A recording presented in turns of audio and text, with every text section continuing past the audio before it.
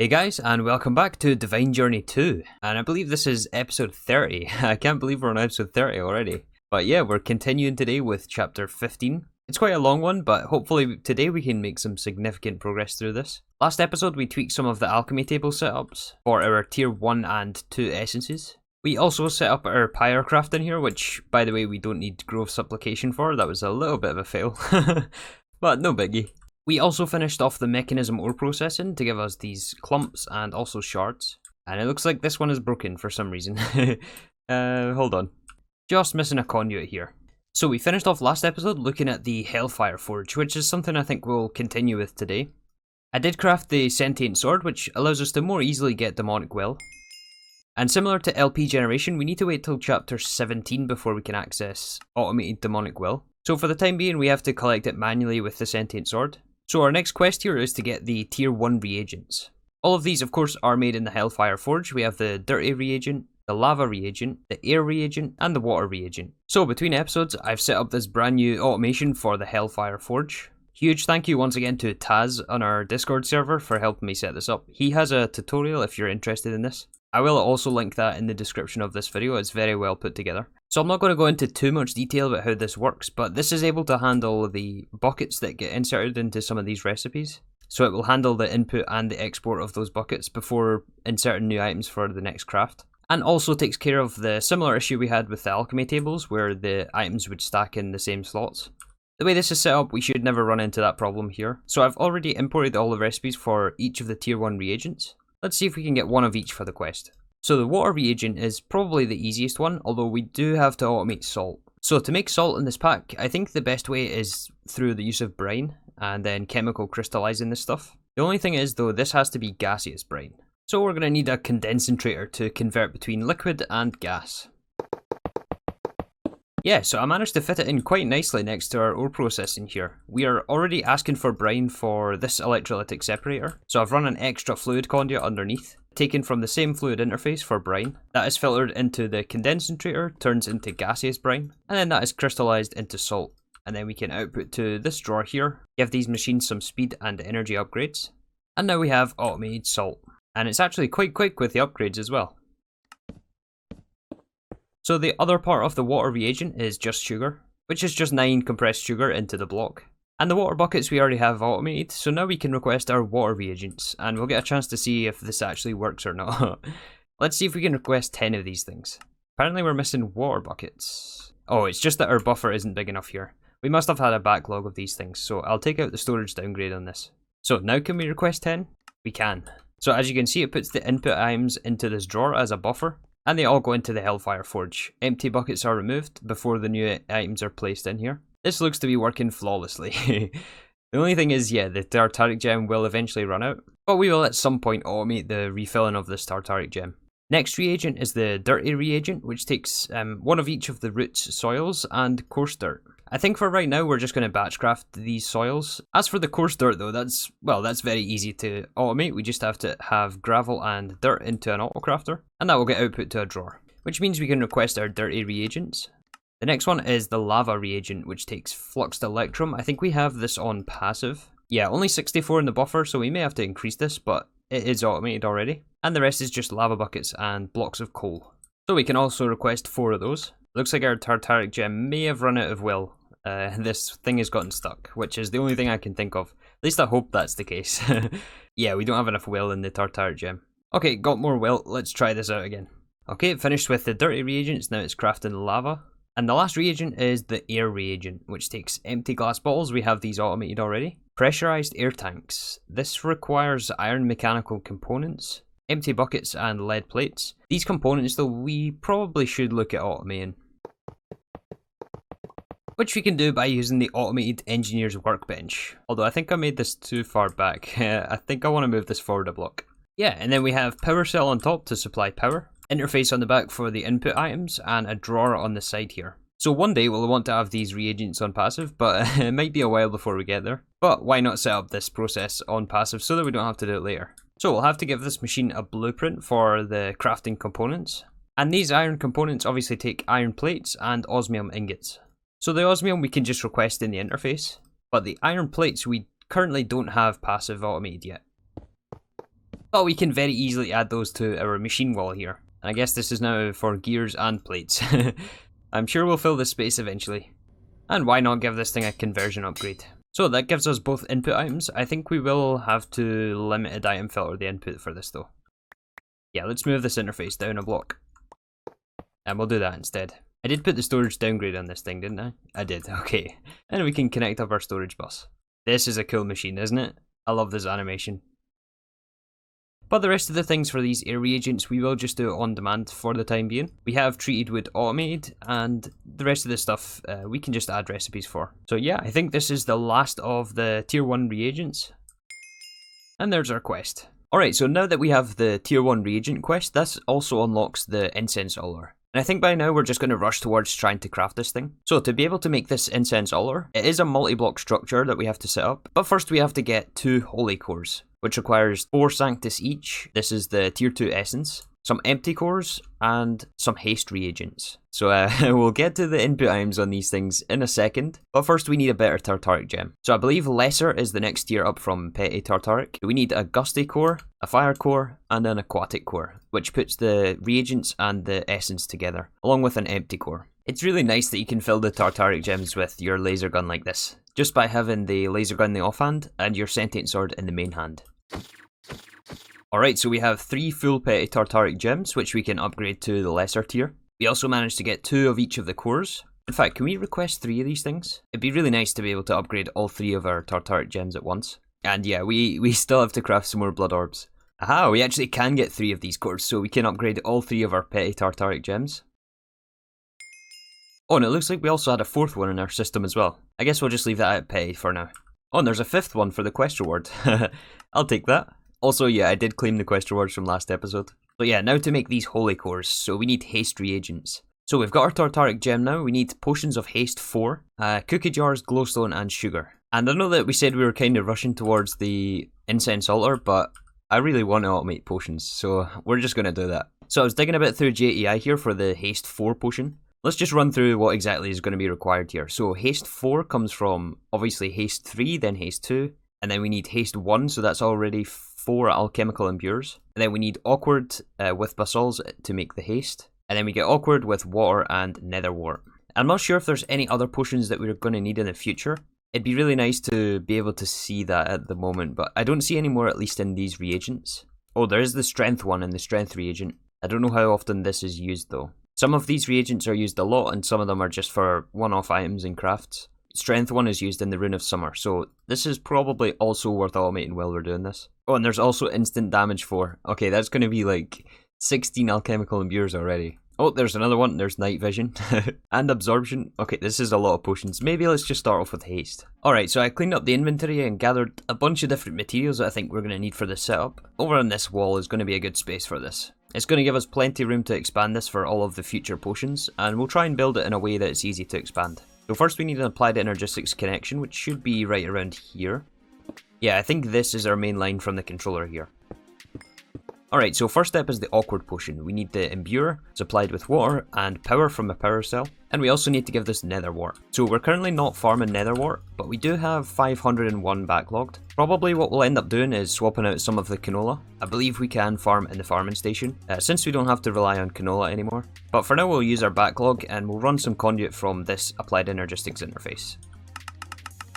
Alright, so next we need to make the haste potion, and I'm not sure if we want 1 alchemical imbue per setup, per type of potion that is, or if we should just buffer the awkward potion and then just share the output of this thing. You know what, let's leave a space and we'll decide later when we add the rest of the potions. So now we're inputting basalts to get our haste potion. We then need another alchemical imbue, and actually 2 more after this as well. Wait, is it 2 more or is it 3 more? This is going to be haste, then haste 2, haste 3, and then haste 4, and then the fluid transposer, yeah. So all of these are going to input from the left and output to the right. They will all need some power on the back. And the last 2 need the alchemical retort augment. Or maybe not. Oh, we have the wrong machine here. This has to be fractionating stills. Okay. Alright, and we have haste 4 potions automated. So after we have our haste 1, we have to add glowstone to make haste 2. And then after that is 2 fractionating stills with the alchemical retort augment. That is put into the fluid transposer where we're supplying glass bottles from the interface. and that will bottle it into the item variant which we need for our craft. We're going to buffer 32 in this drawer controller on the back, and storage bus on the drawer controller. Nice, so this way any future potions we can just stack vertically on this thing. And we'll have all the output drawers on the right hand side here. As for the cookies for the cookie jar, I'm just going to get a bunch of cocoa beans like this for the time being. Then we can add in a recipe for the haste reagent. So now we just need 2 holy cores for the incense altar, and the rest of the materials we already have actually. We just have to make sure we have enough will to complete this craft in the Hellfire Forge. 2 holy cores are crafting. Look at this for a recipe though. I mean, it's such unique items that go into this stuff.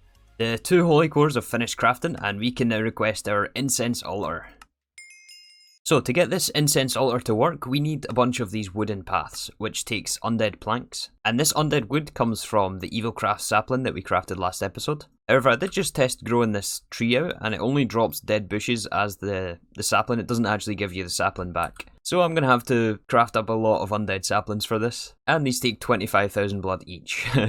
And even using a sawmill to get maximum planks from every log, that's still going to be like 288 planks that we need, which is a lot of saplings. So I think that we should look into some way of automating the blood from Evilcraft. And to do that, I think we need to get up to this quest up here, which means we need a golden promise of tenacity. This is 2 more holy cores, 2 more bowl of promises, and a gold promise acceptor.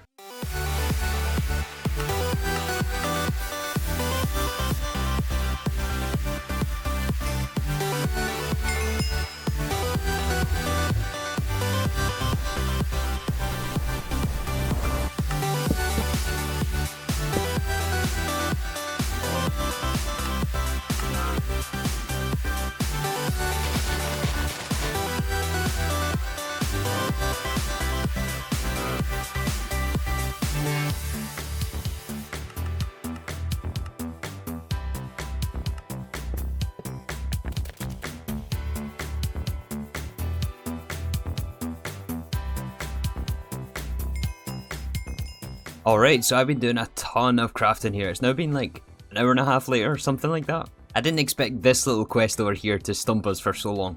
But basically, to unlock automation for Evilcraft, we need to create some dull dust, which also requires the next tier of reagents. So this dull dust takes dirty reagents we've seen before, wizard reagents, but it also takes neutral and also crepitus. And this thing is mobgrindium, double compressed cobblestone, grains of infinity, orbis terra, which is the tier 2 essence, and terra, which is a tier 1 essence. It also does take concentrated catalysts, which is the first use of our iron and tin shards that we set up last episode. This is, I guess, the 3rd tier of the catalyst. Goes up from simple and then strengthened. So I've put in recipes for all of these things. However, it did get stuck when it was making neutral reagents. This is a fairly simple craft. In fact, I did also add a concrete maker. This new setup over here just crafts light grey dye and light grey concrete powder, and then fluid transposes it into light grey concrete. The rest of the ingredients here we already automate, so we have clay, blocks of quartz, and glass. However, to craft this reagent, we need a minimum of 300 will, which meant upgrading the Tartaric Gem. And to craft the common Tartaric Gem, well, we need the tier 3 cores. So the magical takes wizard reagents and magicalis. The environmental takes growth reagents and orbis terra. So the growth reagents, we were missing some materials for this as well. So I switched out the farming station that was farming the trees here, and we now have a plant gatherer and sower combination so that we can plant more varieties of wood here. So I added in eucalyptus wood and maple saplings, and I guess we've got 2 or 3 free slots for this plant sower. The other part we need for the growth reagent is melons, so this is now in the canola farm, and I also added in the netherwort for the potions. And the last core for the Tartaric Gem was the holy core, so I had to make another 2 of these ones. But luckily we have all these components automated by now. It was just a lot of juggling the Apprentice Orb between this table and the Applied Energistics system. But we were able to get 2 Tartaric Gems, which should allow us to request our dull dust. So I'm not really sure exactly why we need this bloody dust. It's part of the quests, but I think we can get the automation on this quest here. And it looks like we're out of will once again. Oh yeah, that's right, we're also stuck on this alchemy table craft. To be able to craft the concentrated catalyst, we need the next tier of Blood Orb. And to craft the magician Blood Orb, we need 25,000 LP, so we will have to address our blood altar again. We'll probably have to add some capacity runes to that thing. But we also need this frozen blood core. And this takes 4 icy cores, which is the frost reagents, and some of this undead wood. So the frozen blood core we can get no problem. But how do we craft the augmented runes of capacity in this pack? Let's see, so the rune of capacity will give a flat amount for the blood altar, and the augmented runes acts as a multiplier basically. So ideally we would want a mix of both, but it looks like the augmented runes do require a tier 4 altar to be able to get the demonic slates you need. So I think our only option for now is to do some regular runes of capacity. But for that we do need a handful of more slates. And we can also make some use of our incense altar. It does only give a small bonus the way it is right now, but ideally we would want the full multi-block around this thing. So when you're in range of this, I don't know what the range exactly is, but it does convert your sacrificial dagger, and then when you use this thing, it takes away all your hearts and empties them all into the blood altar at once. And this way there should be also no more deaths to this thing. So I'm going to craft up a bunch more slates and try to upgrade our altar again here. Alright, we got 4 runes of capacity here, taking up our total to 18,000. I know that we do need we need 25,000 for the Blood Orb, but hopefully we can sacrifice while this thing is crafting. So let's fill it up and wait for our Soul Fray to run out. Basically, if you have Soul Fray because of the Incense Altar, it only gives you a tiny amount when you sacrifice. So we'll wait for the debuff to wear out, and then let's try to craft our Blood Orb here. I'm going to wait a bit, just so that we can get maximum use out of the sacrificial dagger. It's getting close now, it's getting close. I don't know how long it's got left. Oh, it worked! It worked! We have our Blood Orb. Nice. Alright, let's bind this. And I guess we'll need to fill our Life Essence network a little bit more than we have. In fact, let's use the Apprentice Blood Orb for this, and we'll put this one in the Alchemy table. Oh, it's already crafting. This must be the last reagent we need for Dull Dust. Yeah, nice. Alright. So crafting this Blood Orb also, well, it gives us 13 undead planks, I'll take those. It also unlocks the tier 3 essences. So the Crepitus we've just crafted here, we probably should have picked one up for the quest. Although I guess we're going to be making plenty more of those things. Tempestas, which takes lunar reactive dust. What is this? Weather containers? Okay, this is not bad. We have to somehow farm sunflowers. I'm not sure if there's a way to do that before mana infusion though. Yeah, having a look through JTI, I don't think there's any way, unless I'm missing something, to get sunflowers before Botania. And the next essence is Offensa. This is more potions, okay. The Ender and an Eden Arrow. Oh, we may have to get some more powered spawners for these guys. Okay, very interesting recipes here. Let's see what the last one is. Okay, the last one is probably the easiest one. Yeah, we have all this stuff. Alright, let's not worry about those tier 3 essences right now. Let's try to continue Evilcraft. So we got our 4 Dull Dust. We have to make this into Bloodied Dust, I think just with the Blood Infuser. But to infuse the Dull Dust, we do need to swap out this Promise of Tenacity. And I don't think you can have more than one of these things in at once. Or at least of different tiers. So that increases our Blood Infuser capacity to 160,000 millibuckets. And we need 1,000 for this craft. Dull as dust. Nice, we get 4 iron spikes. Okay, yeah, so it seems like these spike plates are a way to generate blood from Evilcraft. We have to damage mobs with this thing and then output this to some sort of tank. Probably an ender tank is our best bet. I'm not really sure the best place to put this though, since our mob trap has already the mob masher in it downstairs. Well, let's first of all just craft this thing. So we need 3 of these spikes, which it did give us for the quest, and 2 more ingots of mob grindium. And there's our spiked plate. So I'm not sure if we also need the pedestal for the spiked plate. I wonder, does this damage... it doesn't damage anyone on top of it. We must need the pedestal. Okay, it turns out we do need the pedestal. So to craft this stuff though, we do need an offensive core. And this is the one with the damage reagent, which is another potion here. And also Offensa, which is yet another potion. So I guess we should start off by setting up some more potion automation. And the rest of these things we'll just do on demand for the time being. What is this? Just Dreadium? Yeah, we have Dreadium automated already. And this is just some sort of a shield. The Dreadium Sword, we can craft this. Lava Buckets. The Eden Arrow, we should have some Eden Fragments backlogged. And then the Ender Sword is quite easy to craft. Okay, so we need to do instant damage 2 potions and instant damage 4. So the first step in this process is fairly simple. We can just import Spider Eyes to create a potion of poison. To turn it into the potion of Harmon though, we need a fermented Spider Eye. Which means we have to add a crafter step to this with some mushrooms, some Spider Eyes and sugar. So the Spider Eyes and the sugar we're already farming, however we do need mushrooms. And we can get this with Mystical Agriculture, but there is also the Spores Recreator from Industrial Foregoing, which we have unlocked a while ago actually. So let's try this thing out. Alright, so I have no idea how this thing works. I've never used this thing before. So can we really just put in mushrooms and it will duplicate them for us? Maybe we also need water in this thing as well. Fortunately, there is an unending bowl right here. Actually, let's move this down one block. Yeah. Okay, so mushrooms go in, and yeah, it looks like it does just duplicate mushrooms. Awesome. I guess right here we should also craft them into fermented spider eyes. So we'll put down a crafter on top of this thing. The thing is though, I don't remember if we have passive sugar, or if we just have passive sugar canes. I don't remember if we set up a sag mill for sugar. That's the problem with having so many automations around here. We do have 1800 sugar in our system, but I have a feeling I just crafted that manually. Let's just request that sugar, and if it runs out then we know that we need to add an extra sugar recipe in this crafter here. And yeah, we now have fermented spider eyes on passive. We're just waiting on some extra mushrooms from this thing. Although it did pull out the last one, that could be a bit of an issue. Oh, okay, so it does consume every time it duplicates, so we need to cycle with priority back into the spores recreator here. But then once we do that, we can actually connect to this drawer network with some frame trim, and then output the spider eyes to a drawer above this.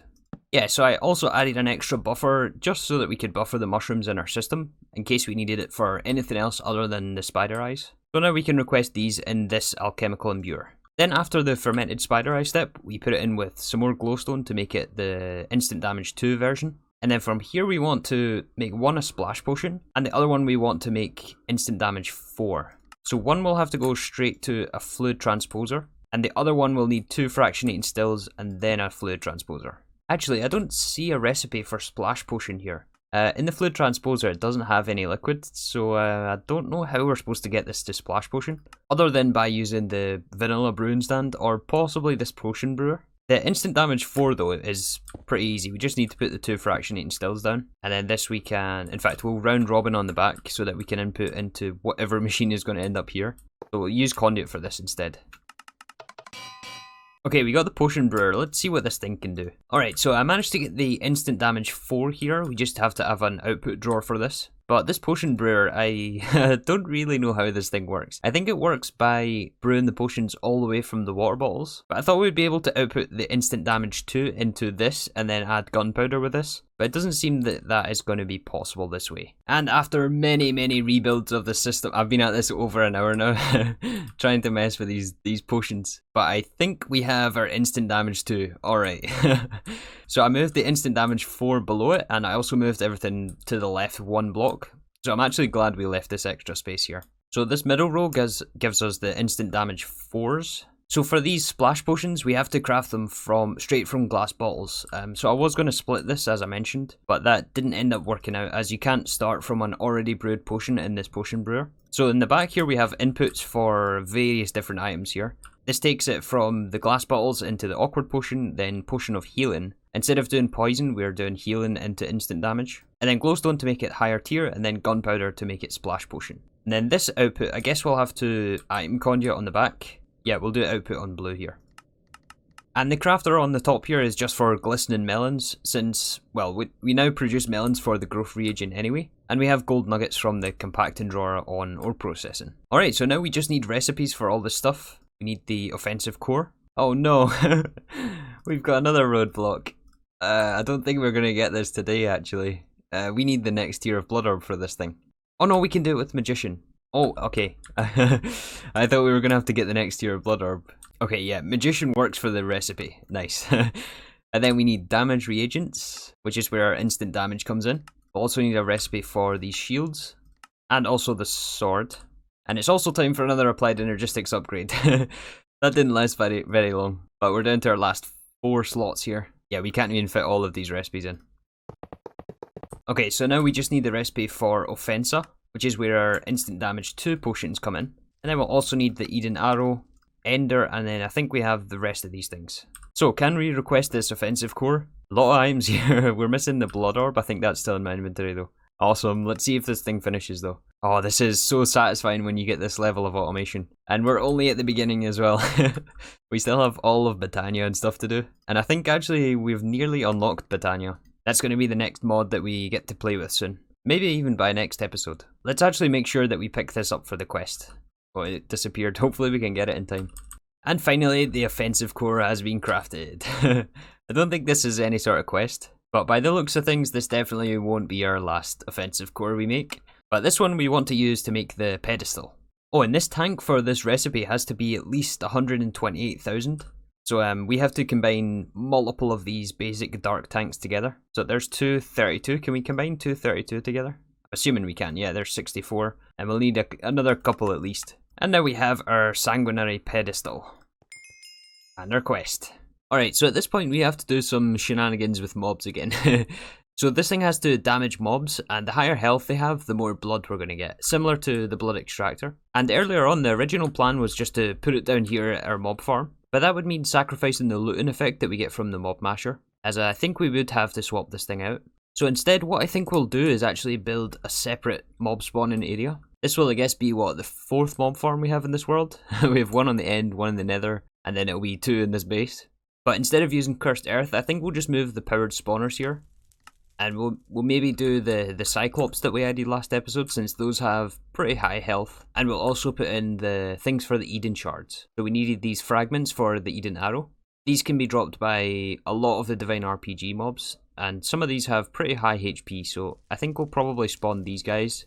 And then farm the Evilcraft Blood with those. So I grabbed the Cyclops spawner. Let's just double check the range on this thing. Make sure we turn it off. We don't want a bunch of Cyclops out here. Okay, looks like this is 9 by 9. Let's also go check the Eden for what the highest health mob is. So there is these Sun Archers. These guys have, what, 60 HP? Cadilines have 75 though, so these are the winners so far. Oh, but the Tomos have 100. Do these guys drop the fragments? I don't remember. They do drop souls. Okay, so we're going to spawn these Tomos. And now is the biggest question. Where do we put this thing? I would quite like to leave this side of the base for more tech-oriented stuff. Maybe we do this somewhere over here. I'm not sure what else could fit the space. Or the alternative to that is just trying to dig out underneath here somewhere else. Yeah, so I'm thinking somewhere over here in this sort of area next to the immersive room. So I think this is where we'll put our spawners. But the setup and the wiring for this thing is going to take me a while, and we don't really have that much time left today. So I think we'll wrap things up here. And we'll come back tomorrow to finish this thing off. I'll probably clean things up in terms of the building between episodes. I don't really want to rush this thing. But yeah, once we have the blood automated, it means that we can more easily finish off the Evilcraft chapter. And then we still have some of the things for the tier 3 essences. Although we did make a really decent dent in this with the potions and whatnot. And then I guess we'll have the Eden arrows by the time we set up those spawners. But yeah, we upgraded the blood altar. We got the incense altar, which we can upgrade once we have the blood to craft the upgrade structures for this. And most importantly, I would say we got the Hellfire Forge automated. I'm really happy we managed to figure both these things out. But yeah, that's going to do us for today. Thank you again for watching, and I'll see you all tomorrow for some more Divine Journey 2.